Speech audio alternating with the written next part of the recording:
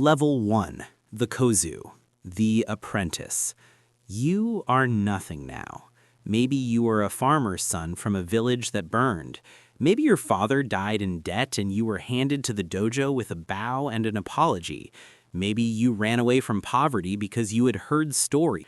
The moment you step through the gates of the dojo, you belong to the sensei. He did not pay for you. He accepted you, which is worse. Now you owe him everything. You sleep on the floor, bare wood, thin mat, 40 other boys packed into a hall that smells like sweat and rice water and old wood. They hand you a bokken, a wooden sword. It is not a weapon. It is a lesson in humility. You will swing this against a post 10,000 times before you touch real steel. The post teaches you that you are weak. The senior students watch you. They were you once. They survived the first year, and now they correct your grip with a bamboo switch. They are not cruel. Cruelty would mean they care. They are simply accurate. They see exactly what you are. Nothing yet. Most boys leave in the first month. Their hands blister and split. Their bodies fail them. Their pride cannot survive being the worst person in the room every single day. They go home. Some have homes to go back to. You do not. You keep your head down. You carry water. You learn the basics, how to stand, how to breathe, how to fall without dying. You eat rice and pickled vegetables. You eat the same thing every day. You are not being fed. You are being built. Level 2. The Monjin. The student. You survived the first year. Your hands stopped bleeding. The bokken stopped feeling heavy. The sensei has noticed you. He assigns you a style based on what he sees in your body and your mind. If you are patient, methodical, you learn the two-handed Kenjutsu, planted feet, devastating power. You wait for your opponent to make the mistake and you punish it completely. If you are quick and unpredictable, you learn Iijitsu, the draw cut, the blade from the scabbard so fast the fight ends before it begins. If you have the mind of a strategist, you study both and are trusted with neither fully yet. You train 6 hours a day now, real steel, but sheathed. You spar with other students. The sensei watches your eyes, not your sword. He says the sword only goes where the mind sends it. He says a warrior who cannot control his breathing cannot control his blade. He beats composure into you through repetition until your body knows what to do when your mind goes white with fear. You watch the senior students move. They carry no wasted motion. Every step is placed. They have been broken and rebuilt so many times that what remains is only what is necessary, because soon he will send you outside these walls. Level 3. The Kenshi. The Swordsman. Your first real test was not what you expected. No ceremony, no crowd. A road dispute, a merchant being shaken down by 3 ronin outside a river town. The sensei sent you alone. You remember the mud under your sandals. You remember your hands being completely still when your chest was screaming. You remember the moment the first man drew and time slowed down to something you could actually read. You do not remember the exact sequence. You remember after. The 3 men on the ground, 2 alive, 1 not. Now you have proven you exist. You take contracts, you escort merchants, you guard lords during travel, you settle disputes that civil words could not settle. You learn that real violence is ugly and fast, and nothing like sparring. You learn to read a room before you enter it. You learn which battles to win and which to walk away from, because walking away from a fool is not cowardice, it is efficiency. You are becoming known in certain circles. Small circles, but circles nonetheless. Level 4. The Samurai. The Retainer. A lord has taken you into his service. You wear his mon on your kimono now. You are not free in the way peasants imagine freedom. You are bound by something heavier than chains. You are bound by loyalty. And loyalty here is not a feeling. It is a discipline. It is a daily choice to place his life above yours. You eat well now. You have quarters, real quarters, paper walls and a garden view.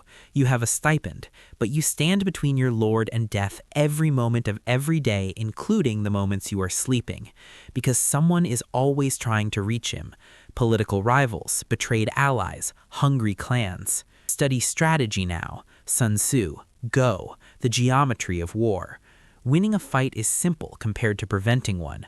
You learn that the greatest samurai in history stopped most threats before a blade was ever drawn. But the pressure is different now. You are not fighting for yourself. One failure, one lapse, one moment where your attention drifts, and the man who trusted you with everything pays the price. Some samurai crack under this. They drink. They become reckless in the arena of honor. You cannot afford that. You must become the corridor. You must become the stillness. Level 5. The Kenjutsu Master. The Named Blade. Word travels. It always does. Your name is spoken in dojos across the province. Young swordsmen issue challenges because defeating you is the fastest path to a reputation. You accept some, you decline others. Not out of fear, out of economy. Every fight carries risk, and risk must serve a purpose. You have survived long enough to understand something most men never learn. Skill is only half of it. The other half is the story people tell about you before you even arrive. Walk into a room with enough of the right reputation, and half the men in it have already decided not to test you. You've become a weight that presses on a room before you enter it. Your sensei is old now. You visit him. He watches you move and says nothing for a long time, and then says you have surpassed what he could teach you. He does not say this with pride. He says it with the specific sadness of a man who has finished his purpose. You bow until your forehead touches the floor. You stay there longer than necessary because you do not want him to see your face. The road ahead has no more teachers, only mirrors. Level 6. The Kensei, the Sword Saint. There are perhaps 5 men alive who could stand across from you and make it interesting. You have met 2 of them, and the meetings ended without blood because you both understood immediately that the outcome would be uncertain. Your name is legend now. Fame is when people know you.